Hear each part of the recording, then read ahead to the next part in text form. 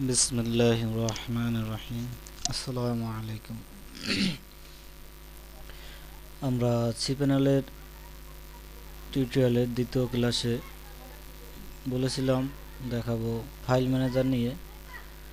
তো আমরা ফাইল ম্যানেজারে যাওয়ার আগে ব্যাকআপ ফোল্ডারটির আরও একটু কাজ আছে, সেটা গত পর্বে দেখানো হয়নি, তাই এ পর্বে দেখিয়ে দিচ্ছি। এখানে আবার আমরা যাচ্ছি।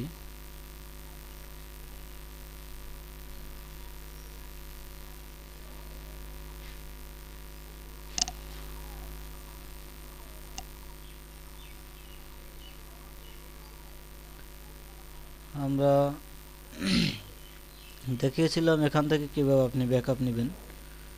সেই ব্যাকআপটি নেওয়ার পরে যখন কখনো আপনার সেই ব্যাকআপ রিস্টোর করার প্রয়োজন হলে, তো আসলে জানা দরকার রিস্টোর করা কেন প্রয়োজন হয়। আপনারা সবাই মোটামুটি হ্যাকিং নাম শুনেছেন বা হ্যাকিং করেছেন, যাই হোক। তো হ্যাকিং করেন আর শুনেন যাই করেন, হ্যাকিং সম্পর্কে মোটামুটি সবাই জানেন যে হ্যাকিং কাকে বলে বা হ্যাকিং কি।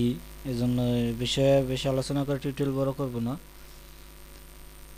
ওই ব্যাকআপটি নিয়ে রাখলে সুবিধা যে আপনার সাইট যদি কখনো হ্যাক হয়ে যায়, তখন আপনি আবার ব্যাকআপটি রেজিস্টার করলে হুবহু যখন আপনি ব্যাকআপ নিয়েছেন সেই অবস্থায় যেভাবে ছিল ওই অবস্থায় রেজিস্টার করলে সাথে সাথে ওই আর কি ব্যাকআপ নেওয়ার অবস্থায় যেভাবে ছিল সেই অবস্থায় ফিরে আসবে।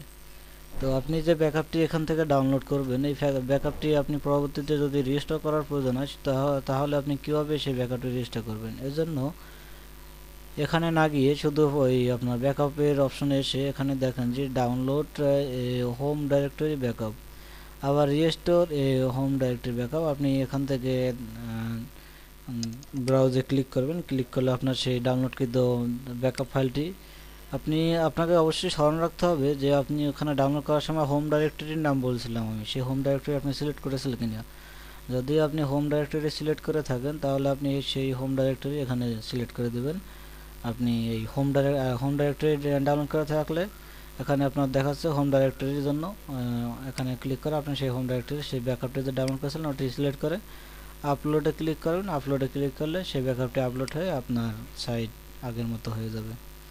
তো আমরা আবার পিছনে চলে গেলাম। এখন আমরা ফাইল ম্যানেজারে যাওয়ার আগে এই সাইডের একটু বর্ণনা দিয়ে আসি। এটা হলো মেইন ডোমেইন, আপনি কোন সাইটের সি প্যানেলে লগ ইন করেছেন সেটা। এটা হলো হোম ডাইরেক্টরি, আপনার সাইটের হোম ডাইরেক্টরি। এটা হলো আপনার last log in IP address CP using. আপনি যার কাছ থেকে ডোমেইন বা হোস্টিং নিয়েছেন আর কি, সে তার কাছ থেকে আপনি যে প্যাকেজ কিনেছেন, ব্র্যান্ড হোস্টিংয়ের যে প্যাকেজ কিনেছেন, সেই প্যাকেজে আপনাকে কতটুকু কি দিল, আপনার ডিস্ক স্পেস কতটুকু, ব্র্যান্ড উইথ কতটুকু, এগুলো আপনি কেনার আগে সম্ভবত জেনেই কিনেছেন যে আপনি কোন প্যাকেজ নিচ্ছেন। তো সেই প্যাকেজ যে প্যাকেজ আপনি অর্ডার করেছিলেন সেই প্যাকেজ দিয়েছে কিনা সেটা আপনি বাম পাশ থেকে চেক করতে পারবেন। আমি এই ওয়েবসাইটের জন্য যে প্যাকেজ নিয়েছি সেই প্যাকেজটির জন্য আমার এখানে দেয়া আছে সব কিছুই। আমি যদি দেখতে চাই, আমার ডিস্ক স্পেস 5 GB। তো এখানে অবলিকের পরে যেটা থাকবে সেটা হলো আমার লিমিটেড, আর এ পাশে হলো আমি কতটুকু ব্যবহার করেছি। তো আমি ডিস্ক স্পেস নিয়েছি 5 GB, আর ব্যবহার হয়েছে 127 MB মেগাবাইট। তো ডিস্ক স্পেস কি? ডিস্ক স্পেস হলো আপনার ওয়েবসাইটে যত তথ্য বা ডকুমেন্ট থাকবে, সেই তথ্য এবং ডকুমেন্টে যে জায়গাটা দখল করবে সেইটা হলো ডিস্ক স্পেস। মনে করুন আপনার ওয়েবসাইটে একটি অডিও ফাইল রেখেছেন, অডিও ফাইলটির সাইজ 10 MB। সেই ওয়েবসাইটে অডিও ফাইলটি রাখার দরুন ওয়েবসাইটে যে 10 MB জায়গা দখল করেছে, সেটি হলো আপনার হোস্টিং থেকে ডিস্ক স্পেস দখল করেছে। তো আমার ওয়েবসাইটে 126 MB ব্যাকআপ আর কি টোটাল ফাইল আছে। তো আপনারা নিশ্চয়ই খেয়াল করেছেন যে আমি যখন ব্যাকআপ করেছিলাম তখন কিন্তু 30 MB মাত্র ব্যাকআপ হয়েছিল।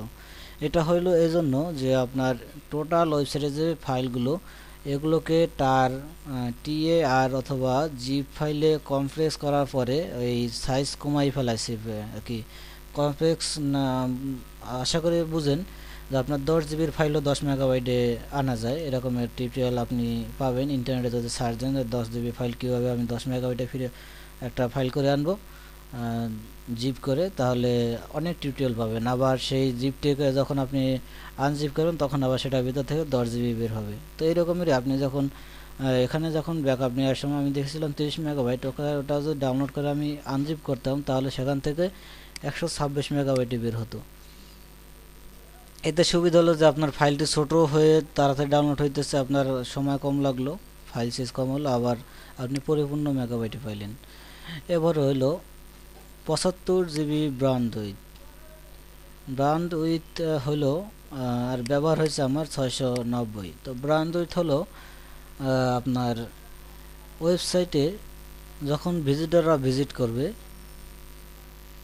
সেই ভিজিটরদের উপরে আপনার ওয়েবসাইট থেকে কিছু মেগাবাইট কাটা হয়।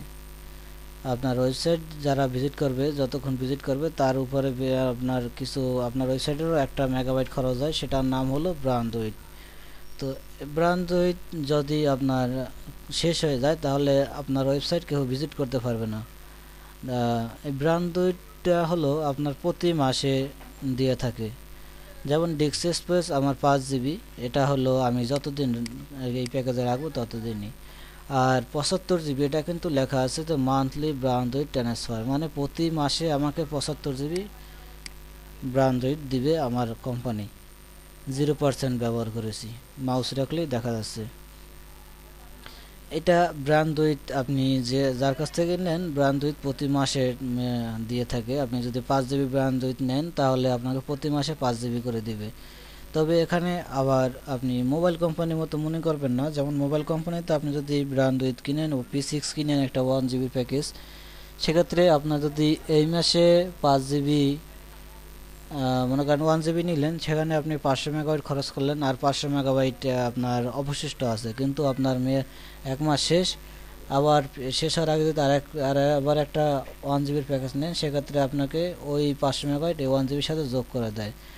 আর হোস্টিং কোম্পানি এরকম নয়, আপনার মনে করেন 5 জিবি 2 জিবি ব্যবহার হয়েছে আর 3 জিবি আছে, সেই 3 জিবি আপনার আগামী মাসে যোগ হবে না। আপনার থাকুক আর না থাকুক প্রতি মাসে 5 জিবি পাবেন। যদি থাকে তাহলে ওটা কেটে যাবে, আর যদি না থাকে তো 0 ছিল। আর আপনি যদি মনে করেন যে আপনার ব্রান্ড উইথ মাস শেষ হওয়ার আগেই শেষ, এখন আপনার সাইট ভিজিট করতে পারতেছে না, ব্রান্ড উইথ আপনার আরও বেশি লাগবে, তখন আপনি যার কাছ থেকে হোস্টিং নেবেন তাকে জানালে সাথে সাথে আপনার প্যাকেজ আপগ্রেড করে নিতে পারবেন। তাকে জানিয়ে এর থেকে বড় প্যাকেজ নিতে পারবেন। এই প্যাকেজ আপনার যখন তখন আপগ্রেড করা যায়। এবারে হলো ইমেইল অ্যাকাউন্ট। ইমেইল অ্যাকাউন্টস হলো আপনার এই যে 00 আছে, এটার দ্বারা বোঝাচ্ছে যে ইমেইল অ্যাকাউন্ট আমি আনলিমিটেড নিয়েছি, আমি আনলিমিটেড ইমেইল অ্যাকাউন্ট ক্রিয়েট করতে পারবো। তো তার ভিতরে আমি 6টি ইমেইল অ্যাকাউন্ট ক্রিয়েট করেছি। এবার হলো সাবডোমেইন। ইমেইল অ্যাকাউন্ট কি সেটা আমি গত পর্বে দেখিয়েছি, এখানে যে ইমেইল সেকশন ছিল সেখান থেকে। এবার হলো সাবডোমেইন। সাবডোমেইন হলো আপনার এই যে সাবডোমেইনের কথা আপনাকে বলেছি ইমেইল করার সময়, যেমন facebook.com www.facebook.com যদি ভিজিট করেন, এটা হলো আপনার মেইন ওয়েবসাইটের মেইন ডোমেইন। আর m.facebook.com এইটা হলো আপনার সাবডোমেইন। এরকমের আপনি যদি চান, যেমন আমার shaplahost.com, আমি যদি চাই যে আমার আর একটা ডোমেইন থাকবে m.shaplahost.com বা mobile.shaplahost.com, সেক্ষেত্রে আমি সাবডোমেইন ক্রিয়েট করব। তো সাবডোমেইন কীভাবে ক্রিয়েট করে আমরা আগামী কোন এক পর্বে ধারাবাহিকতাভাবে দেখব। সাবডোমেইন ক্রিয়েট করার জন্য এখানে এই অপশনে যেতে হবে। এরপরে পার্ক ডোমেইন, এটার তেমন একটা জানার প্রয়োজন নেই। অ্যাডভান্স ডোমেইন হলো আপনার সি প্যানেলে যে কয়টা আর কি আপনার হোস্টিং কোম্পানি আপনাকে জায়গাটা অ্যাড করতে দেবে ডোমেইন, ওই কয়টা আপনি অ্যাড করতে পারবেন। যেমন আমার এই 00 মানে হচ্ছে আমি আনলিমিটেড অ্যাড করতে পারবো। এটা হলো আমার রিসেলার প্যানেল, মানে আমিও ডোমেইন হোস্টিং বিক্রয় করি, আপনি চাইলে আমার কাছ থেকেও কিনতে পারেন। তো এই জন্য আমি অধিকাংশ জিনিসই আনলিমিটেড নিয়ে নিয়েছি, যার কারণে আমি যেন বিক্রয় করতে পারি। আর অ্যাডভান্স ডোমেইন হলো আপনার মনে করেন আপনি একই সি প্যানেলে একাধিক ডোমেইন ব্যবহার করবেন। যেমন ধরুন আমার অনেক সাইট আছে, তার ভিতর হলো shaplhost.com, islamicembed.com। টিউটোরিয়াল প্লে করার সময় আশা করি দেখেছেন। তারপর আপনার ইউটিউবেও আমাদের যে ভিডিও আপলোড হয় সেখানে আমাদের কিছু ওয়েবসাইটের লিঙ্ক দেওয়া আছে। তো একটা হলো shaplhost.com, islamicembed.com, pchelpcentervid.com, hostembed.com, codingbank.com। এরকমের যে কয়টা সাইটের কথা বললাম, আপনারা জানেন যে প্রত্যেকটা সাইটের জন্য আপনারা ভাবেন যে একটা সিপ্যানেল থাকে। তো আমি যদি চাই যে প্রত্যেকটার জন্য একটা সিপ্যানেল, মানে প্রত্যেকটার জন্য আমি আমার হোস্টিং কোম্পানি থেকে প্রত্যেকটা ওয়েবসাইটের জন্য একটা প্যাকেজ আমি নিব না, আমি শুধু একটা প্যাকেজ নিব। সেই প্যাকেজের ভিতরে একটা সিপ্যানেলের ভিতরেই আমি একাধিক ডোমেইন ব্যবহার করব। সেক্ষেত্রে আপনাকে ব্যবহার করতে হবে অ্যাডভান্স ডোমেইন। একটু ঘুরপাক মনে হতে পারে আপনাদের কাছে, কিন্তু যখন আপনারা ব্যবহার করবেন তখন আপনারা এই ব্যাপারে আরও ক্লিয়ার হবেন। এই অ্যাডভান্স ডোমেইনে যদি যান, আমি অ্যাডভান্স ডোমেইনে আগে থেকে একটু যেয়ে দেখাই, অবশ্য ধারাবাহিকভাবে দেখালে ভালো হতো। এখানে মনে করেন আমি চাইতেছি আমার এই সি প্যানেলে লগ ইন করার পরে আমার codingbank.comটাও দরকার। www দরকার হবে না, codingbank.com, new domain name, dot পরে নাই, codingbank.com। এখানে এফটিপি নাম দিবেন, এখানে ডাইরেক্টরি দিবেন, এখানে পাসওয়ার্ড অ্যাডভান্স ডোমেইন। তো এক্ষেত্রে আপনার এই codingbank.com এর সকল নিয়ন্ত্রণ আপনি এই ওয়েবসাইটের থেকেই করতে পারেন, এবং এই ওয়েবসাইটে সি প্যানেলও হচ্ছে এই একটা সি প্যানেলই। এখানে আপনি লগ ইন করার পরে এটার সি প্যানেলও পাবেন। এই জন্য আপনি যদি চান যে একটা সি প্যানেলে আপনি একাধিক ওয়েবসাইট ব্যবহার করবেন, সেক্ষেত্রে আপনাকে অ্যাডভান্স ডোমেইন ব্যবহার করতে হবে। এবারে আসুন এফটিপি অ্যাকাউন্টস। এটা একটা গুরুত্বপূর্ণ জিনিস, সবগুলোই গুরুত্বপূর্ণ, কিন্তু এফটিপি অ্যাকাউন্ট হলো আপনার নির্দিষ্ট একটা ফোল্ডারকে অ্যাক্সেস দেওয়ার জন্য এফটিপি অ্যাকাউন্ট ব্যবহার করা হয়। আমার আর কি লেকচারটা বা আমার যে বোঝানোর ধরনটা একদম আর কি পারফেক্টলি একজন প্রফেশনালদের মতো বোঝানো না হইতে পারে, বা আমার কথায় ভুল হইতে পারে, কারণ আমি কারো কাছ থেকে শিখি নাই। কি বিভিন্ন মানুষের কাছে প্রশ্ন করে ইন্টারনেট থেকে প্রশ্ন করে শিখেছি। তো এই জন্য হয়তো বা আমি যেটা নাম বলবো ওই নামটা হয়তো বা একদম আর কি লেখাপড়ার ভাষায়, বইয়ের ভাষায় নাও মিলতে পারে, কিন্তু কারণ আমি তো কারো কাছ থেকে আর কি ট্রেনিং নেই, এই জন্য হয়তো ভুল হইতে পারে। তো আপনারা আশা করি বুঝে নেওয়ার চেষ্টা করবেন। তো এফটিপি অ্যাকাউন্ট হলো, আমি যতটুকু জানি যে এটা হইলো আপনার একটা অ্যাক্সেস দেওয়ার জন্য। আপনি যখন একটি ক্লায়েন্টের কাজ করবেন, একটি ক্লায়েন্টের ওয়েবসাইটের কাজ করবেন, তো সে চাচ্ছে তার ওয়েবসাইটের ভিতরে একটা ফাইলের কিছু কোডিংয়ের সমস্যা আছে।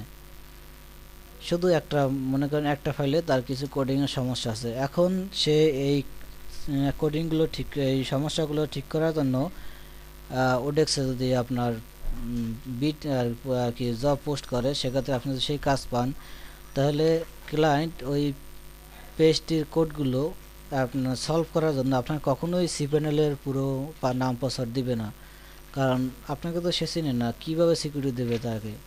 আপনার কাছে সে নাম পাসওয়ার্ড দেবে আর আপনি তো তার ক্ষতিও করতে পারেন। এজন্য সে আপনাকে কখনোই ফুল কন্ট্রোল দিবে না, নাম পাসওয়ার্ড সি প্যানেল দিবে না। তো আপনি কিভাবে তাহলে এটা পেতে পারেন? অনেক সময় আছে আপনার যদি আপনার ওয়ার্ডপ্রেস সাইট হয়, তাহলে অ্যাডমিন প্যানেল, যে ড্যাশবোর্ড প্যানেল আমরা ব্যবহার করি ডাব্লিউপি অ্যাডমিন দিয়ে, যে সেই অ্যাডমিন প্যানেলও সে দিতে চায় না। তো সেক্ষেত্রে সে এই এফটিপি অ্যাকাউন্ট ব্যবহার করে। এফটিপি অ্যাকাউন্ট হলো যে এফটিপি অ্যাকাউন্ট যদি একটা ক্রিয়েট করে, আমি এফটিপি অ্যাকাউন্টের অপশনে যাই, তাহলে দেখবেন যে এফটিপি অ্যাকাউন্টে গেলাম। এফটিপি অ্যাকাউন্টে গেলে এখানে হচ্ছে আপনাকে যে কন্ট্রোল প্যানেল দিবে তার নাম, কি নাম হবে, মনে করুন দিল নাম সিপি দিল, এবারে পাসওয়ার্ড দিবে। এরপরে এখানে দিয়ে দিবে যে সে কোন ফাইলটা এডিট করার প্রয়োজন, আপনাকে কোন ফাইলটার অ্যাক্সেস দিতে চায়। যদি মনে করেন এখানে আমার একটা থাকে ডাব্লুপি নামে, ডাব্লুপি অ্যাডমিন নামে তো ফোল্ডার আছে, যে সেই যে ফাইলের নাম আসলো, তো এটা যদি আমি ক্লিক করি, এখন যদি আমি এই এফটিপি অ্যাকাউন্টটা ক্রিয়েট করে তাকে এই নাম এবং পাসওয়ার্ডটি দেই, সেক্ষেত্রে সে ফাইলগুলো দিয়ে যদি এই নাম এবং পাসওয়ার্ডে লগ ইন করে, তাহলে সে শুধু এই একটি ফোল্ডারের অ্যাক্সেস পাবে। লগ ইন করার পরে তার এই আপনার সে যদি লগ ইন করে ওই নাম পাসওয়ার্ডে, তাহলে তার ফাইলগুলোতে এই ফোল্ডারটি শুধু তার সামনে যাবে, আর কোনো ফাইল তার সামনে যাবে না, ফোল্ডার সামনে যাবে না। সেক্ষেত্রে সে শুধু একটি ফাইলকেই এডিট করতে পারবে এবং সে এই একটি ফাইলের অ্যাক্সেস পাবে। তো এফটিপি অ্যাকাউন্ট ব্যবহার করা এজন্য আপনি নির্দিষ্ট একটি ফাইলকে এডিট করতে দেওয়ার জন্য, যদি কারো কাছ থেকে যদি এডিট করতে দিতে চান এডিট করে, সেক্ষেত্রে আপনি এফটিপি অ্যাকাউন্ট ব্যবহার করবেন। এফটিপি অ্যাকাউন্ট ক্রিয়েটের নিয়মাবলী আমি দেখিয়েছি, আমার কিছু এফটিপি অ্যাকাউন্ট ক্রিয়েট করাও আছে। তো আশা করি এফটিপি অ্যাকাউন্ট কি বুঝতে পেরেছেন। যদি বুঝতে না পারেন তাহলে আমাদের প্রশ্ন করতে পারেন। প্রশ্ন করার জন্য আপনি আমাদের ফেসবুকেও দিতে পারেন, যেমন আমাদের ফেসবুক লিংক হলো ফেসবুক গ্রুপ পিসি হেল্প সেন্টার বিডি, পিসি হেল্প সেন্টার শুধু। আর আপনি এখানে পোস্ট না করে, এখানে কম্পিউটার রিলেটেড, তো আপনি চাইলে আর ফাউন্ডেশনের যে গ্রুপ আছে সেখানে পোস্ট করলে আমি যদি অ্যাক্টিভ থাকি তাহলে আশা করি আপনাদের হেল্প করতে পারো, বা অন্য অন্য যে ভাইয়েরা আছে তারাও আশা করি আপনাকে হেল্প করবে। তো গেল আপনার এফটিপি অ্যাকাউন্ট। মেইল লিস্টিং দরকার নেই, মাই এসকিউএল ডাটাবেস, আপনার ওয়েবসাইটে যে ডাটাগুলো আছে তার একটা ডাটাবেস থাকে, সেই ডাটাবেসটি এখানে তো আর কি কয়টা ডাটাবেস, আনলিমিটেড ডাটাবেস আমি ক্রিয়েট করতে পারবো, তবে একটা ডাটাবেস ক্রিয়েট করা আছে, এই অল ডাটাবেস আর মাই এসকিউএল ডাটাবেস। আর আমার ডাটাবেসের সাইজ হলো 19 মেগাবাইট। এরপরে এগুলো আর দরকার নেই। এটা হচ্ছে যে আমার হোস্টিং প্যাকেজ, আমি কোন প্যাকেজ নিয়েছি, কোন প্যাকেজের সাথে এই বিষয়বস্তুগুলো আছে, সেই প্যাকেজের নাম। তো আমি যার কাছ থেকে যে কোম্পানি থেকে নিয়েছি সেই কোম্পানি, আমি যে প্যাকেজটি নিয়েছি প্যাকেজটির নাম হয়েছে R1। এটা হলো সার্ভার নেম অ্যাপোলো। এটা হলো cPanel ভার্সন। cPanel-এর যে আমরা আর কি সফটওয়্যারটি ব্যবহার করে কোম্পানি, আমরা নয়, যে কোম্পানি যে cPanel ভার্সনটি ব্যবহার করে সেই ভার্সন এটা। হলো cPanel থিম আমি যে বলছিলাম X3। এটা হলো অ্যাপাচি ভার্সন, FPSP ভার্সন। এরপরে এই বিভিন্ন ডিটেলস এখানে আপনারা পাবেন, শেয়ার এটা আইপি অ্যাড্রেস, এরকম আপনার বিভিন্ন জিনিস পাবেন। আর আপনি যদি দেখেন যে আপনার প্রথমত আপনি যখন cPanel-এ লগ ইন করবেন তখন আপনার সাইট এরকম বিস্তারিত ডিটেলস সব আসবে না, সেখানে আপনি এরকম একটা অপশন পাবেন, কিছু অপশন আসবে এখানে। যদি আপনার এখানে কিছু অপশন আসে সেক্ষেত্রে আপনি এরকম একটা অপশন পাবেন, সেখানে আপনি যদি ক্লিক করেন তাহলে আপনার সকল ডিটেলস শো করবে সামনে। তো ঠিক আছে, আমরা এর বিস্তারিত জানতে পারলাম। এখন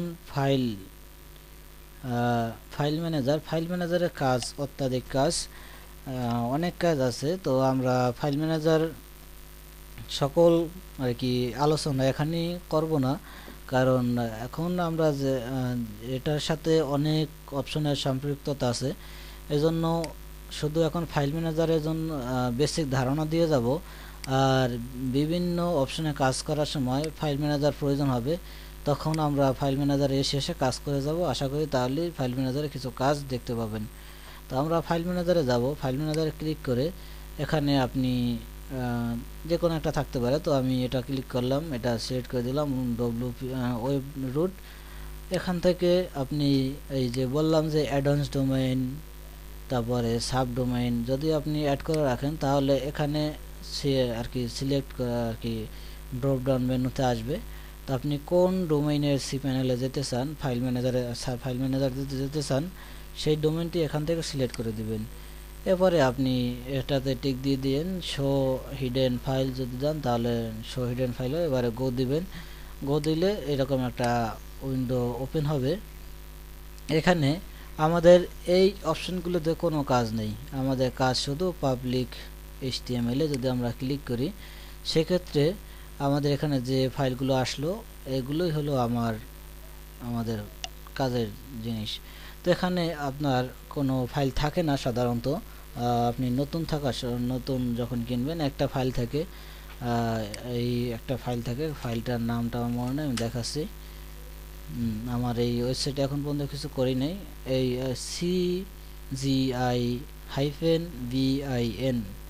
বিন এই ফাইলটি থাকে। তো আপনি ওই ফাইলটি ডিলিট করে আপনার প্রয়োজনীয় ওয়ার্ডপ্রেসটি ইনস্টল করে নেবেন। ওয়ার্ডপ্রেস কীভাবে ইনস্টল করতে হয় সেটা আশা করি আপনারা জানেন। তারপরে যদি আপনি না জেনে থাকেন তাহলে আমরা ধারাবাহিকভাবে আরও সামনে টিউটোরিয়ালে দেখাবো কিভাবে আপনি ওয়ার্ডপ্রেস ইনস্টল করবেন। আশা করি তখন দেখে নেবেন। cPanel এর উপরে কিছু মেনু আছে, দেখুন। এগুলোর ব্যবহার আশা করি আপনাকে বোঝানোর প্রয়োজন হবে না, আপনি নিজেই বুঝতে পারবেন। যদি কোনো ফাইল এডিট করতে চাই, ফাইলটি ক্লিক করব, এডিটরে যাব। যদি সকলগুলো জিপ করতে চাই তাহলে সিলেক্ট অলে দেব, সিলেক্ট অল হলো। এবার এখান থেকে আমি জিপ করে দেব, বাস। আশা করি ফাইল ম্যানেজারের বেসিক ধারণা আপনারা পেয়ে গেছেন। এবার আমরা ফাইল ম্যানেজারটি ক্লোজ করে দিই। এরপরে আছে আমাদের FTP অ্যাকাউন্টের আলোচনাও করলাম, এজন্য আর এখন করলাম না। আর R1 সফট রিস্টোর ব্যাকআপস, এটার কাজ হলো, এটা আপনার অনেক কোম্পানিতে থাকে, এটা হলো ব্যাকআপ সিস্টেম। আপনি নিশ্চয়ই জেনেছেন যে ওয়েবসাইটের কোম্পানি আপনি যার কাছ থেকে হোস্ট নেবেন, যে কোম্পানি থেকে হোস্ট নেবেন, সেই কোম্পানি আপনার ওয়েবসাইটে একটি ব্যাকআপ নিয়ে রাখে আপনার ওয়েবসাইটের সুরক্ষা রক্ষার্থে, যেন কখনো আপনার ওয়েবসাইট হ্যাক হলে যেন তাদের কাছে একটা ব্যাকআপ থাকে। সেই ব্যাকআপ দ্বারা যেন আপনি আপনার ওয়েবসাইটের সমস্যার সমাধান করতে পারেন। তো বিভিন্ন কোম্পানি ব্যাকআপ সার্ভিস দিয়ে থাকে। তো ওই সকল কোম্পানির সাথে আবার হোস্ট কোম্পানি কন্ট্যাক্ট করে তারা ব্যাকআপ সার্ভিসটি কিনে থাকে। তো আমি যে কোম্পানির সাথে আছি সেই কোম্পানিতে আপনার ব্যাকআপ অপশনের জন্য ব্যবহার করে থাকে R1 সফট রিস্টোর ব্যাকআপস। এটির কাজ হলো, কোনো কোম্পানি উইকলি ব্যাকআপ সিস্টেম দেয়, আবার কোনো কোম্পানি ডেইলি ব্যাকআপ সিস্টেম দেয়। তো আমাদের কোম্পানি ডেইলি ব্যাকআপ সিস্টেম দেয়। এটার কাজ হলো আপনার প্রতিদিন একটা নির্দিষ্ট টাইমে আপনার ওয়েবসাইটে ব্যাকআপ নেবে এই কোম্পানি, যাতে করে আপনার ওয়েবসাইটের যদি কখনো কোনো সমস্যা হয় সেক্ষেত্রে আপনি এই অপশনটির ভিতরে গিয়ে আপনার ব্যাকআপটি নির্দিষ্ট তারিখে ব্যাকআপ পাবেন। আপনি যে তারিখের ব্যাকআপটির দরকার সেই তারিখের উপরে ক্লিক করে রিস্টোরে ক্লিক করলে আপনার সেই তারিখের ব্যাকআপটি ওয়েবসাইটের ভিতরে রিস্টোর হয়ে যাবে। সেক্ষেত্রে আপনি যেই তারিখে ক্লিক করছেন ওই তারিখে আপনার ওয়েবসাইট যেভাবে ছিল হুবহু ওই রকম আপনার ওয়েবসাইট হয়ে যাবে। ব্যাকআপের সুবিধা যদিও আলোচনার প্রয়োজন নাই, কারণ ব্যাকআপ কাকে বলে এগুলো আশা করি জানেন। এরপরে আসুক, এটা রিডাইরেক্টিং চলতেছে আর কি। এখানে গেলে আপনার অনেকগুলো নির্দিষ্ট তারিখ পাবেন, ওই তারিখে আপনি ক্লিক করলে সেই তারিখের ব্যাকআপ আপনি রেজিস্টার করতে পারেন। তো আমরা নেট চালু থাকার কারণে এটাকে বিস্তারিত দেখালাম না, শুধু আপনি এখানে গেলে বিভিন্ন তারিখ পাবেন, ওই তারিখের উপর ক্লিক করলে আপনি যে তারিখে ব্যাকআপ রেজিস্টার করতে চান সেই তারিখের ব্যাকআপ রেজিস্টার করতে পারবেন। এরপরে এই সাবজেক্টটা মোটামুটি আশা করি দেখলে বুঝবেন, যেমন লেটেস্ট ভিজিটর। এরপর হয়েছে আপনার ব্রান্ডউইথ, যদি আপনি ব্রান্ডউইথ দেখতে চান আপনার কতটুকু ব্যবহার হয়েছে বা ব্যবহার হচ্ছে, এটা আপনি এখান থেকে দেখতে পারবেন। এরপর আসেন সিকিউরিটি অপশনে। সিকিউরিটি অপশনেরও আমি প্রথমেই বলেছিলাম যে আসলে cPanel-এ সকল কোম্পানি cPanel এক নয়, এক এক কোম্পানি এক এক অপশন রাখে। দেখা যায় কোনো কোম্পানিতে অপশন বেশি, কোনো কোম্পানিতে অপশন কম। আমি এর আগে একটা কোম্পানিতে ছিলাম, সেই কোম্পানির এত সুবিধা ছিল না। এরপরে আমি প্রায় 3-4 মাস আগে কোম্পানি ট্রান্সফার করে অন্য একটা কোম্পানিতে এসেছি, সেখানে অনেক ভালো সুবিধা পাচ্ছি। আমার আর কি সার্ভার কোম্পানি হলো ইউকের। তো এখন আসুন সিকিউরিটি অপশনে আমি শুধু আপনার হট লিঙ্ক প্রোটেকশন অপশনটি নিয়ে আলোচনা করব। হট লিঙ্ক প্রোটেকশন হলো এমন একটা জিনিস, মনে করুন আপনার ওয়েবসাইটে কিছু পোস্ট করেছেন বা কিছু ইমেজ আপলোড করে স্ক্রিনশট সহ কিছু পোস্ট করেছেন। এখন সেই পোস্ট এক লোকে কপি করে তার ওয়েবসাইটে নিয়ে পেস্ট করলো, তাহলে কিন্তু দেখা যায় যে আপনার ওয়েবসাইটে কন্টেন্ট সহ আপনার ইমেজটিও কপি হয়ে তার ওয়েবসাইটে পেস্ট হলো। এবারে সে পাবলিশটি দিয়ে দিল। এতে এতে করে কাজ হলো যে আপনার তার ওয়েবসাইটের কন্টেন্ট ঠিক আছে, কেউ কোনো ভিজিটর যদি কন্টেন্ট আপনার আর কি কোনো ভিজিটর যদি সেই পোস্ট ভিউ করে, তখন সে কন্টেন্ট দেখতে পারবে তার ওয়েবসাইট থেকে, কিন্তু ইমেজও তার ওয়েবসাইটেই দেখতে পাবে। কিন্তু ইমেজের উপরে রাইট ক্লিক করে যদি ইমেজ কপি ইমেজ লোকেশন দেয়, তাহলে লিঙ্কটা কপি হবে আপনার ওয়েবসাইটের, কারণ সে আপনার ওয়েবসাইট থেকে ইমেজটা কপি করে নিয়েছে, তার ওয়েবসাইটে আপলোড করেনি, শুধু কপি করে সেখানে পেস্ট করেছে। তাহলে আপনার ওয়েবসাইট থেকে তার ওয়েবসাইটে পেস্ট হলো, কিন্তু ইমেজের লিঙ্ক থাকলো আপনার ওয়েবসাইটের। এতে করে সেই ভিজিটর ওই ওয়েবসাইট ভিজিট করলো, ভিজিটর কিন্তু ওই ওয়েবসাইটের যে ওয়েবসাইট সে ভিজিট করতেছে, কিন্তু ওই ইমেজটার লোকেশন আপনার ওয়েবসাইটে থাকার কারণে আপনার ওয়েবসাইটের ব্র্যান্ড উইথ খরচ হয়। মানে ওই ইমেজটা ভিউ হইতেছে আপনার ওয়েবসাইটে ব্র্যান্ড উইথ খরচ করে। এতে দেখা যায় যে ভিজিটর হইলো ওই ওয়েবসাইটে, কিন্তু খরচ হইতেছে আপনার। তো এটি যদি আপনি চান বন্ধ করে রাখতে পারেন, এতে আপনার ব্র্যান্ড উইথ অনেক সাশ্রয় হয়, কারণ আপনার ওয়েবসাইটে ভিজিটর আসলো না, কিন্তু আপনার ওয়েবসাইটে ব্র্যান্ড উইথ খরচ হইতেছে। এই সকলের জন্য আপনি এই সার্ভিসটি, এই হটলিঙ্ক সার্ভিসটি বর্তমানে ডিজেবল করা আছে, আপনি হটলিঙ্ক সার্ভিসটি এনেবল করে দেবেন। এনেবল করে দিলে আপনি যদি চান যে নির্দিষ্ট কিছু সাইটে আপনি এই সুবিধাটি দিতে চান, যদি কপি করে নেওয়া হয়, যেমন আমারই যেহেতু সাইট আছে আরও, আমারই যে আরও সাইট আছে, যেমন শাপলা হোস্টের যদি পোস্ট আমি যদি এটাকে ইনেবল করি, তাহলে shaplahost.com এই সাইটে যদি আমি কোনো ব্লগ পোস্ট করি, সেই পোস্টগুলো যদি আমি এই ওয়েবসাইটে কপি করে পেস্ট করি, সেক্ষেত্রে এই ওয়েবসাইটে যে ইমেজ ভিউ হবে আমার ব্র্যান্ড উইথ খরচ হবে তো এই ওয়েবসাইটে। তো আমি যদি এইটা ইনেবল করি, সেক্ষেত্রে আর আমার এই শাপলা হোস্টের ব্র্যান্ড উইথ খরচ হবে না। তো কী হবে, সেই ওয়েবসাইটে যখন ভিজিটর ইমেজ সামনে দেখতে যাবে, ইমেজ ভিউ হয় তো আপনার ওয়েবসাইট থেকে। তো আপনি যদি এটাকে ইনেবল করে রাখেন, সেক্ষেত্রে হইলো ওই ইমেজটি যখন ভিউ হতে যাবে আপনার ওয়েবসাইটে ব্র্যান্ড উইথ খরচ করে, তখন দেখবে যে আপনার ওয়েবসাইটের ব্র্যান্ড উইথ এই হট লিঙ্ক ইনেবল করা আছে, তার মানে যে আপনি অন্য কোনো ওয়েবসাইটে আপনার ব্র্যান্ড উইথ ব্যবহার করতে দিচ্ছেন না। সেক্ষেত্রে ইমেজটি তার ওয়েবসাইটে আর ভিউ হবে না। ইমেজটি যদি সে ভিউ করতে চায়, তাহলে ওই ইমেজটি প্রথমে আপনার সাইট থেকে ডাউনলোড করতে হবে, এরপরে তার ওয়েবসাইটে গিয়ে আপলোড করতে হবে, তাহলে সে দেখতে পাবে। মানে আপনার ওয়েবসাইটে ব্র্যান্ড সে খরচ করে ভিজিটরকে দেখাতে পারবে না। তো আপনি যদি চান যে না, আমি চাইতেছি আমার শুধু এই একটি ওয়েবসাইটে যদি কপি পেস্ট করেও নেই, তাহলেও ভিজিটর দেখতে পারবে, এতে আমার ব্র্যান্ড এখান থেকে যাক, সমস্যা নাই, কিন্তু অন্যের কাছে পারবে না। তো আপনি তাহলে এই ওয়েবসাইটের লিঙ্ক এখানে দিয়ে দেবেন। মানে কোন কোন ওয়েবসাইটে আপনার এই ওয়েবসাইটের ব্র্যান্ড খরচ করতে পারবে, সেই অনুমতি যদি আপনি কোনো ওয়েবসাইটকে দিতে চান, সেক্ষেত্রে আপনি সেই ওয়েবসাইটের লিঙ্ক এখানে দিতে পারবেন। তো এবং কোন কোন ফরম্যাট, যেমন জেপিজি যদি হয়, আপনি যদি চান শুধু জেপিজি, যদি কোনো ইমেজ থাকে জেপিজি ফরম্যাটে, সেই ইমেজটি শুধু আপনার ওয়েবসাইটে ব্র্যান্ড উইথ খরচ করে ওই ওয়েবসাইটে ওপেন হতে পারবে, সেক্ষেত্রে আপনি জেপিজি দিয়ে রাখবেন। যদি পিএনজি হয় পিএনজি দিয়ে রাখবেন। তো এখানে ডিফল্টভাবে কয়টা ফরম্যাট দেওয়া থাকে, আপনি চাইলে বাড়িয়ে কমিয়ে দিতে পারবেন। এরপরে আসুন ডোমেইন সেকশনে। তো সাবডোমেইন সম্পর্কে আলোচনা করেছিলাম। তো সাবডোমেইন কীভাবে ক্রিয়েট করতে হয়, সাবডোমেইন কি আশা করি বুঝতে পেরেছেন, এর আগে দিয়েছিলাম, আলোচনা করেছিলাম। এই যে আমার একটা shaplahost.com নামে একটি ডোমেইন, এটা তো হয়েছে মেইন সাইট। আর একটি আমি সাবডোমেইন ক্রিয়েট করেছিলাম, এক ভাইকে দিয়েছিলাম, site.shaplahost.com।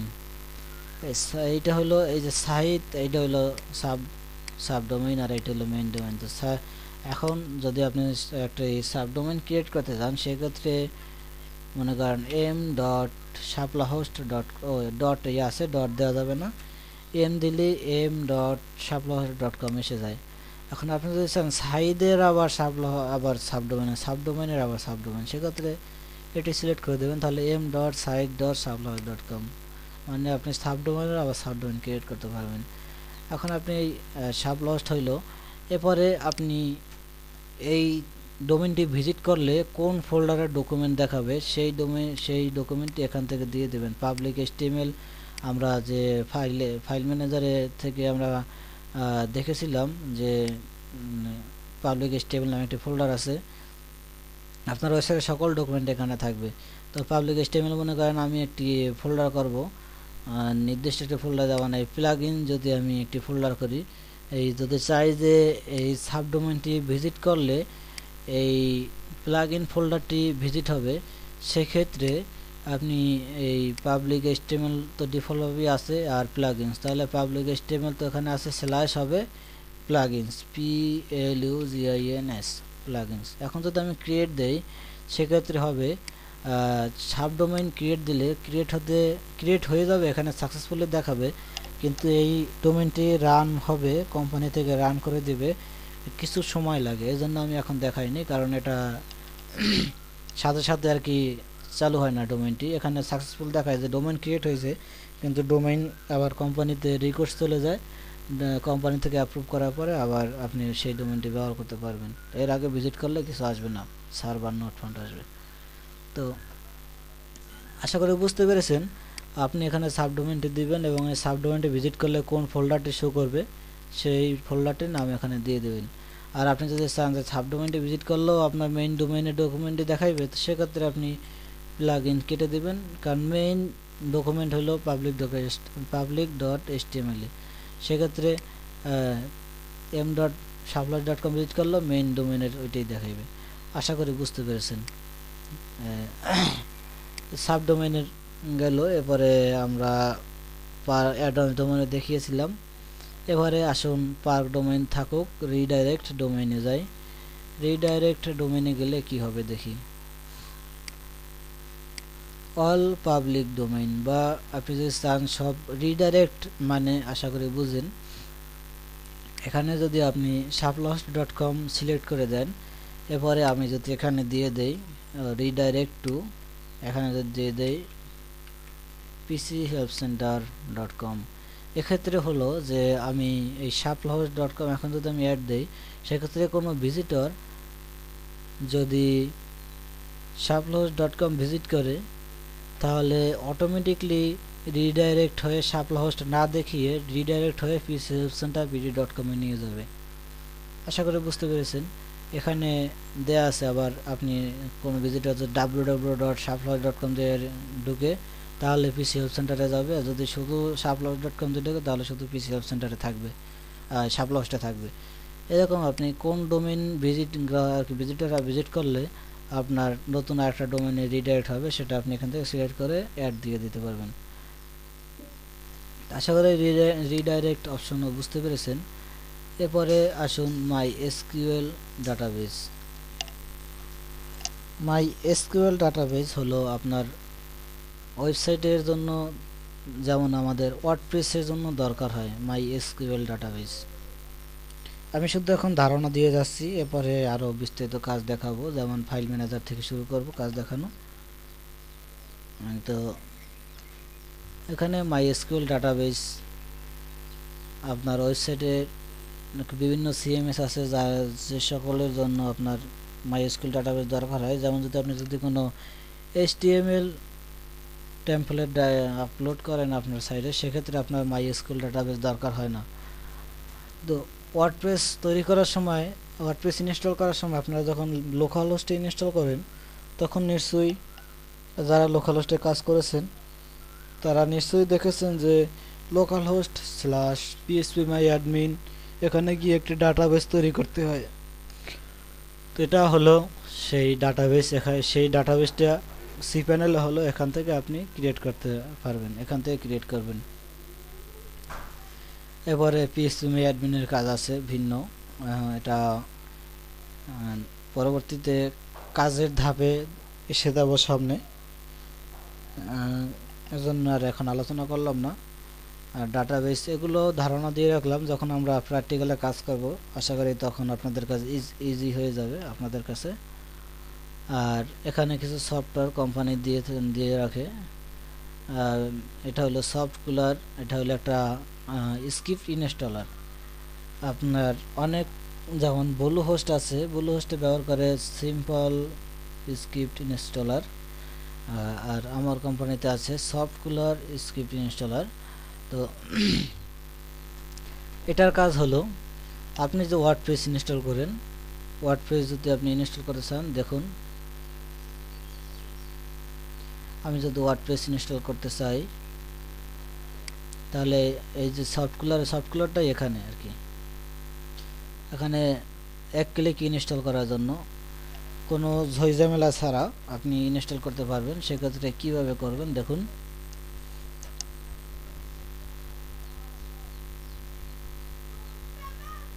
ওখানে ক্লিক করার পরে, ওয়ার্ডপ্রেসে ক্লিক করার পরে আমরা ইনস্টলে যাব। ক্লিক করার পরে এরকম আসলো। এবারে আমাদের সামনে যে অপশনগুলো আসলো সেই অপশনগুলো আপনি এখান থেকে সিলেক্ট করে দেবেন। আপনার ওয়েবসাইটটা https www থাকবে কিনা, নাকি শুধু http থাকবে, তো আপনি নির্দিষ্ট সিলেক্ট করে দেবেন। আর আপনার সাইটে যদি SSL কিনা থাকেন তাহলে তো https হবে, আর নয়তো http হবে। আর এখানে আপনি কোন ডোমেনে আর কি ইনস্টল করতে চান সেই ডোমেনটি এখানে সিলেক্ট করে দিবেন। এখানে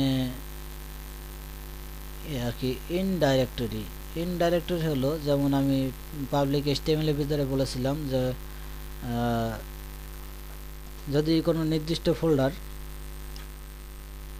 যেমন আমি দেখিয়েছিলাম যে একটি সাবডোমেইন যদি ক্রিয়েট করার সময় একটা ফোল্ডারের নাম দিতে হয়, যে কোন ডোমেইনের অ্যাক্সেস সে পাবে, ওই ডোমেইনটা ভিজিট করলে ভিজিটাররা কোন ডকুমেন্ট দেখতে পাবে সেই রকমের। তো আমি যদি চাই এখন আমার ওয়েবসাইটের ঠিকানা হবে এই, যেমন যদি আমি শাপলা হোস্ট ভিজিট করি, এখানে ভিজিট করলে যে ডকুমেন্টটা আসবে এই ডকুমেন্টটা হলো সরাসরি পাবলিক HTML ফোল্ডারে যা আছে সেগুলো দেখাবে। আর আমি যদি চাই যে ভিজিট shaplahost.com ভিজিট করার পরে এখানে একটা ব্লগ নামে থাকবে, যে shaplahost.com/blog নামে একটা অপশন থাকবে, বা মনে করুন এখানে আমি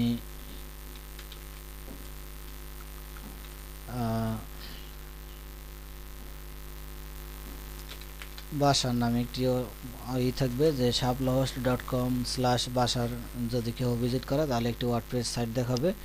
সেক্ষেত্রে আমি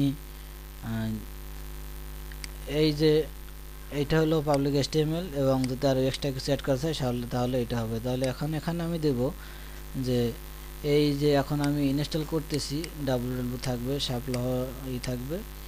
এখন আমি চাচ্ছি যে বাসার, তাহলে যদি বাসার চাই এখানে আমি ডাইরেক্টরিতে বাসা দিয়ে দেবো। তাহলে কি হবে যে এখানে বিস্তারিত আছে, আশা করি পড়লে বুঝতে পারবেন। আমার বোঝানোটা হয়তো বা আপনাদের কাছে ইজি মনে না হইতে পারে। এখানে যদি আমি বাসার দেই তাহলে আমার পাবলিক HTML ভিতরে একটি ফোল্ডার এই নামে তৈরি হয়, সেটার ভিতরে আপনার এই ওয়ার্ডপ্রেসটি ইনস্টল হবে। সেক্ষেত্রে আমি ভিজিট করব shaplahost.বাসার, নিজে করবেন, আশা করি তাহলে একটু ইজি মনে হবে। এবারে ডাটাবেজ নেম,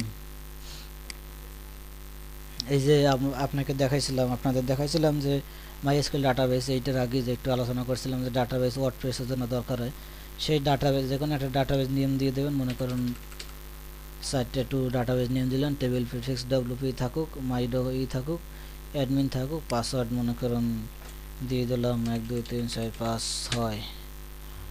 এবারে আমি নিচে গিয়ে ইনস্টলে ক্লিক করব, তাহলে আমার ওয়ার্ডপ্রেসটি ইনস্টল শুরু হয়ে যাবে। কোথায় ইনস্টল হচ্ছে, আমি যেহেতু যদি ওখানে আমি কিছু না দিতাম, বাসার না দিতাম ডাইরেক্টরিতে, তাহলে সরাসরি পাবলিক HTML ওইটাই হলো ডাইরেক্টরি ইনস্টল হইতো। আপনি যদি চান যে আপনার ওয়েবসাইটটি সরাসরি ভিজিট করলে ডাইরেক্ট আর কি যেটা দেখাবে মেইন সেখানে দেখাচ্ছেন, তাহলে আপনি ওখানে কিছুই দেবেন না, খালি রাখবেন এই যে ডাইরেক্টরিতে যেখানে বাসার দিলাম। আর যদি আপনি চান যে না আপনার সাইটে ইনস্টল, আমার যেহেতু ইনস্টল করা আছে এই ডোমেইনে কিছু একটা, আর এখন চাচ্ছি যে আবার বাসার নামে একটা আলাদা কিছু করতে, এজন্য বাসার নামে ডাইরেক্টরি দিলাম।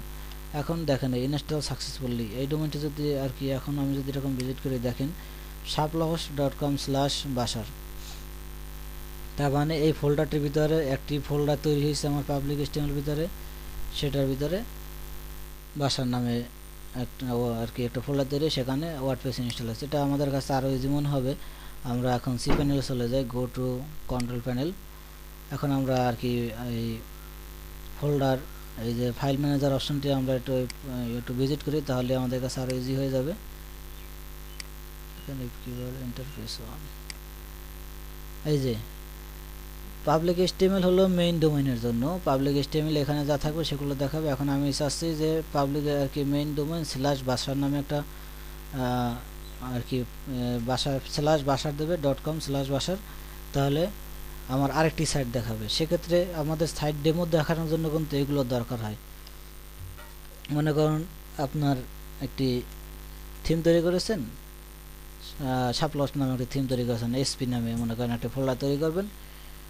এখন সেক্ষেত্রে আপনি ডাইরেক্টরিতে এই যে ইনস্টল করার সময় ওয়ার্ডপ্রেস ইনস্টলের সময় ইনস্টলে যাবেন। ইনস্টলে গেলে এই ইনস্টলে গেলাম, এবারে ইনস্টলে গেলাম।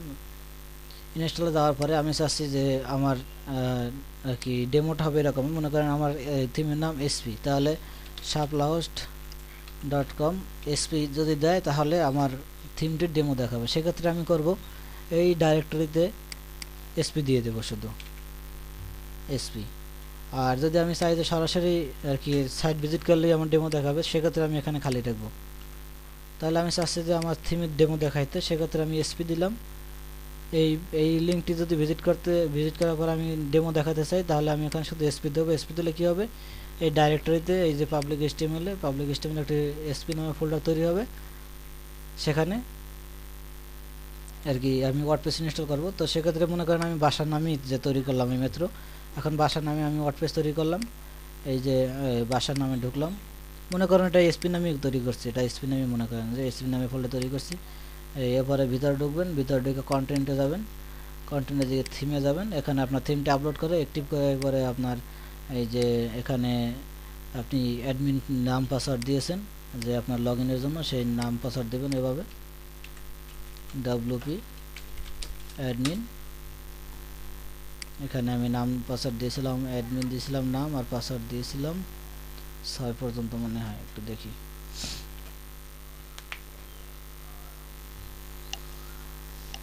আমাদের কাছে লগইন বক্স আসতেছে। এখন এখানে আমি অ্যাডমিন দিচ্ছি, অ্যাডমিন আমি লগইন দেব।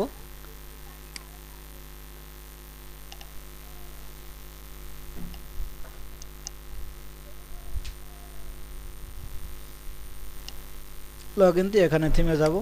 থিমে গিয়ে আমার যে থিমের ডেমো দেখাতে চাইতেছি সেই থিমটি আমি এখানে অ্যাক্টিভ করে দেব।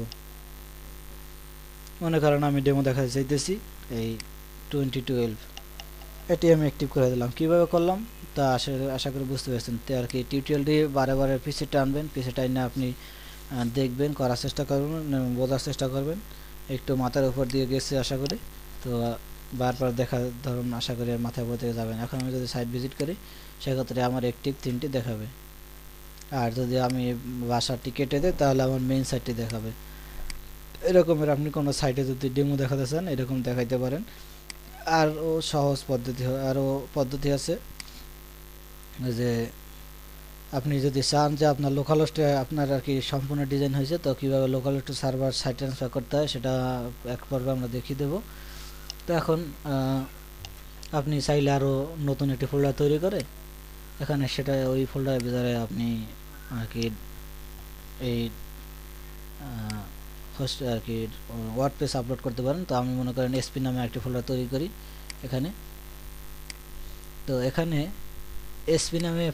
SP নামে যেহেতু দিয়েছি, এখন যখন আমি ইনস্টল করতে যাব তখন ও দেখবে যে আমার SP নামে কোনো ফোল্ডার আছে কিনা। যদি থাকে তাহলে সেই ফোল্ডারের ভিতরে ও ইনস্টল হবে, আর যদি SP নামে না থাকে তাহলে ওই ডাইরেক্টরির ভিতরে একটা SP নামে ফোল্ডার তৈরি করে দেবে। এখন আমি মনে করেন ডাটাবেজ নেমে একটা 333 দিয়ে দিলাম, টেবিল প্রিভিউস হয়ে থাক, পাসওয়ার্ড আবার 1 2 3 4 5 6 দিয়ে দিলাম। চাচ্ছি মনে করেন আমার SP নামে একটা থিম আছে, থিমটি আমি ডেমো দেখো। সেক্ষেত্রে আমি ইনস্টলে যাব, এখানে ইনস্টলে আসবো, ইনস্টলে গিয়ে সব এরকম সব ফর্ম পূরণ করে এবার আমি ইনস্টলে ক্লিক করব। তো তাহলে আমার এসপি নামে একটা ফোল্ডারের ভিতরে আমার ওয়ার্ডপ্রেস ইনস্টল হয়ে যাবে।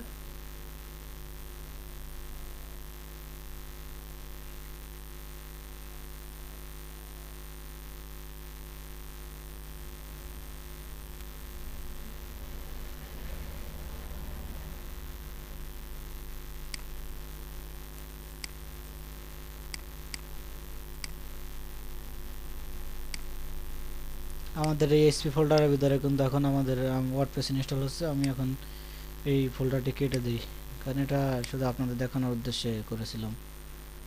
কেটে দিলাম। ও সরি, আর কি এসপি নামে ফোল্ডার এখন থাকতে পারবে না, যদি থাকে তাহলে আপনাকে ম্যানুয়ালি সব আপলোড করতে হবে।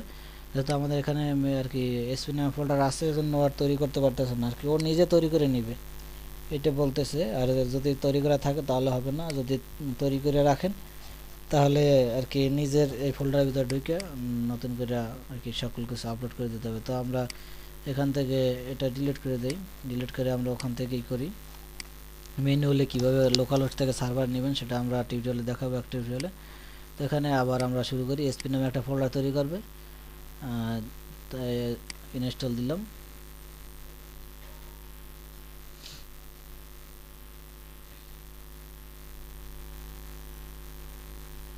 আমাদের এসপি নামে একটা ফোল্ডার তৈরি হয়ে গেছে। এখন যদি আমরা এখানে রিলোড দিই, যেহেতু আমাদের ইনস্টল হয়েছে, এই যে এসপি নামে একটা ফোল্ডার তৈরি হয়েছে। এখন আমার সাইট কি হলো, সাইট ইনস্টলের পর হলো যে http www সিলেক্ট করে নিয়ে, যেমন www হয় নাই, তো shaplahos.com/sp এসপিতে গেলে আমাদের একটি এই মাত্র ইনস্টল করা সাইটটি দেখাবে।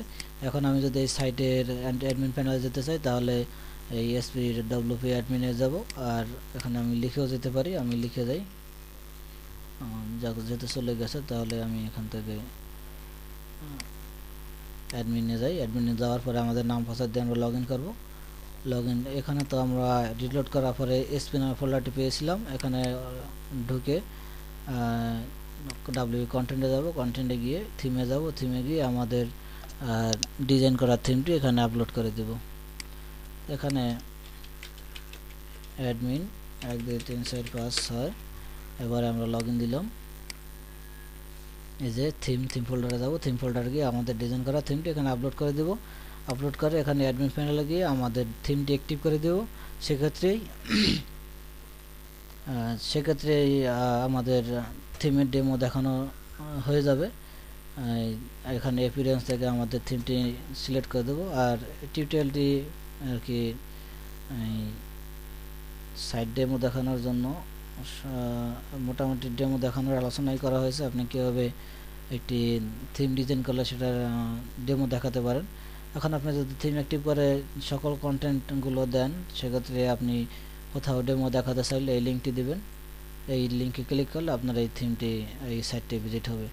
আশা করি বুঝতে পেরেছেন, কিছুটা মাথার উপর দিয়ে গেলেও আর কি অনেকটা বোঝার চেষ্টা করেছেন আশা করি। আর বেশি আর কি সমস্যা হলে আর কি ট্রাই করবেন না, টিউটোরিয়াল দেখে বারবার একাধিকবার বোঝার চেষ্টা করবেন এবং নিজের হাতে করার চেষ্টা করবেন, তাহলে বেশি একটা সমস্যা থাকবে না। আর যদি তারপরেও কোনো সমস্যা হয় তাহলে আমাদের জানাবেন, গ্রুপে আর ফাউন্ডেশনের গ্রুপে পোস্ট করবেন, তাহলে সমাধান হয়, আশা করি সমাধান দিতে পারবো। তো এখন ফোল্ডারটা আমি ডিলিট করে ফেলি, কারণ এটা শুধু আপনাদের দেখানোর জন্য হয়েছিল।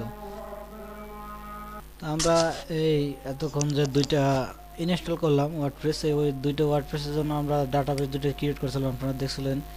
তো সেই ডাটাবেস দুটো আমরা এখানে গেলে আবার পাবো, যেখানে ডাটাবেসের কথা বলছিলাম। তো সেই ডাটাবেস দুটো এখন আমরা ডিলিট করে দিই, কারণ আমরা শুধু আপনাদের দেখানোর উদ্দেশ্যে এই কাজটি করেছিলাম। এখন আমরা ডিলিট করে দিচ্ছি ডাটাবেস অপশনে গিয়ে। আর এই টিউটোরিয়ালটি হয়তো আপনাদের কাছে একটু বোরিং লাগতে পারে, কিন্তু করার চেষ্টা করবেন। আর কিভাবে একটা সাইটের ডেমো দেখাতে হয় এর জন্য আলাদা একটা টিউটোরিয়াল করার চেষ্টা করব। আর যদি করা না হয় তাহলে এটা দিয়ে চালিয়ে যাবেন। তো চেষ্টা করব যে আপনাদের জন্য আরও কিছু করার, যেন আমি আলাদা টিউটোরিয়ালটা করতে পারি, যার কারণে আপনাদের সুবিধা হবে নতুনদের। শুধু টিউটোরিয়ালটাই থাকবে এই জন্য যে আপনি, এটা হলো ওয়েব ডিজাইনার এবং ডেভেলপারদের জন্য, নতুন যারা ডিজাইন ডেভেলপ করে তারা একটা সাইটে কীভাবে ডেমো দেখাবে এ নিয়ে খুব হতাশা হয়ে যায়। তাই তাদের দেখানোর জন্য, তাদের শেখানোর উদ্দেশ্যে আমি শুধু একটি সাইডের বা একাধিক সাইডে কীভাবে ডেমো দেখানো যায় এটা নিয়ে একটা টিউটোরিয়াল করার চেষ্টা করব। দোয়া করবেন যেন করতে পারি। তো আমরা ডাটাবেস ডিলিট করে ফেললাম। এরপরে আর কিছু আছে কিনা একটু দেখি। তো এই আবার আগামী পর্বে দেখি এখানে বেসিকের আর কিছু আলোচনার দরকার আছে কিনা। অ্যাডভান্স হ্যাঁ, এটার দরকার নেই, বেসিক আলোচনা এখানেই শেষ। আগামী পর্বে থেকে আমরা টুকটাক কাজ শুরু করব। তো আজকের পর্বে এখানেই, ভালো থাকেন, আল্লাহ হাফেজ।